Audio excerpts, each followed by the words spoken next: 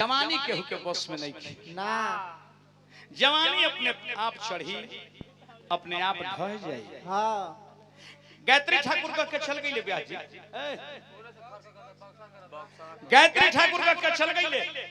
कि पूरा न करी है दूध जरूरत पानी के अब पानी से न बूझी आग जवानी की कहियो नहीं खा समझत तू ई ना समझी का समझिए सब अभी जन्म में का समझी अब का समझिए सब तब ई तो चुटकुला कहत रे हमरा फालतू फालतू चुटकुला सुदर्शन भाई कहत रे के भैया तारा मौजे से ना काम हो हमरे के थी कॉल एगो साइकिल ले दी देखी तो हई फालतू महाराज के माने ई कहेला लोग कहेला तब पूंजी नहीं थे रात काटला सब रात कटौन के काम हो और मार्केट खत्म बता ई हम ना कह सकिले ई अपन दिन भुला गइले ई सोचले कि हम खूब चुटकुला जानी ले ई अपन दिन भुला गइले के तरे अब तो अब आन्हर लांगड़ के कैसे बिया होला वो सब जानते अरे राम हो राम मुंह स्टाइल करके थोड़ी करबो अरे राम चाहे लड़की आए बा होई चाहे कुछ दिक्कत होई चाहे कोनो काम होई तौने से शादी कर दिया अपन ससुरारी दिन उन्हीं कोइनी आ फिर 8 तारीख के जाके बा हमरा के हां ओई पहले ने बता देल बनी मिजाज में रही ना तो घर छोड़ के भगला तो समझ लिए ले गए लेके चलो सुदर्शन भाई अपन ससुराल तनी घुमाई हां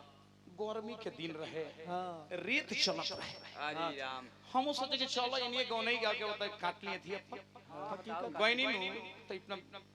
मलकिन से कहले के सुना हो एकदम लहलह दुपहरिया रहे एकदम दिन खड़ा रहे कपार पर कुसुम कहले के कुसुम ए कुसुम तनी हमरा बाथरूम में बुझाता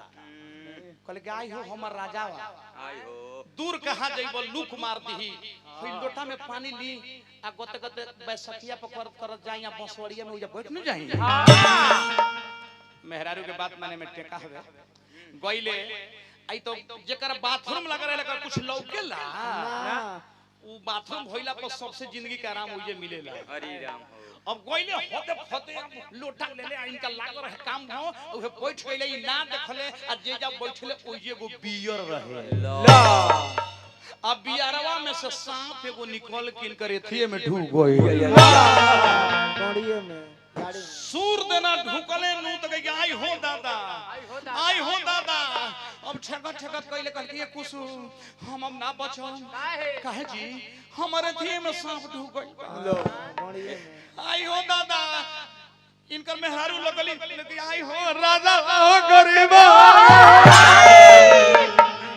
इनका ससुर के तो कह रहे क्या है तो कि देखी ना इनकर अथिया में सांप ढुक गई बा हां देखे ना इनकर गाड़ी में सांप घुस कहले कि चुप हाला नहीं करे के हम अभी सपेरा को बोला के लिए आते हैं सपेरा बीन बजाएगा हां सांप बाहर हो जाएगा हां सपेरा के बुलावल गई सपेरवा आइले तो कहले कि अभियंता जी जनता जी उसी निहुरल रही है एक काम करिए निहुर जाइए पहले दोनों बैसाखी पर निहुर जाइए हां एकदम लामा निहुर गईले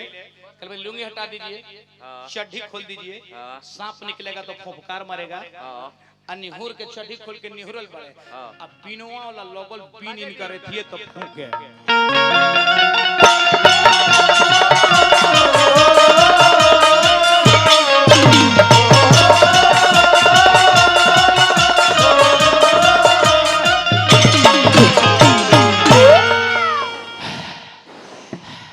बेचारा के दमे टूट गया बीनोला के ला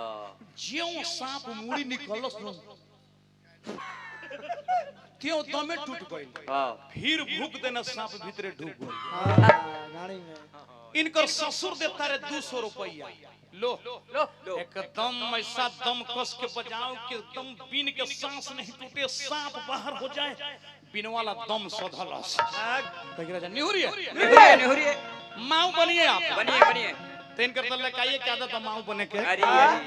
बन गई झमदुना आ लागल होई जे बिनवा फूके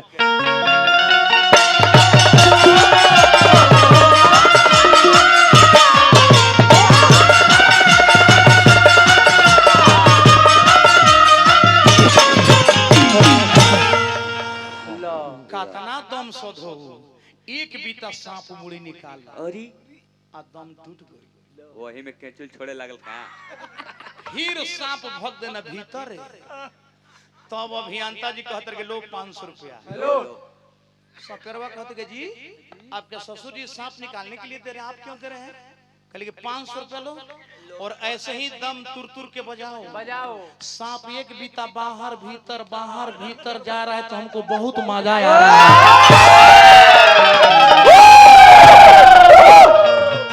उसके बदले में एगो विकलांग साइकिल दिया जाएगा। मैंने यही कि खूब चुटकुला कहे वाला है। अरे महाराज फालतू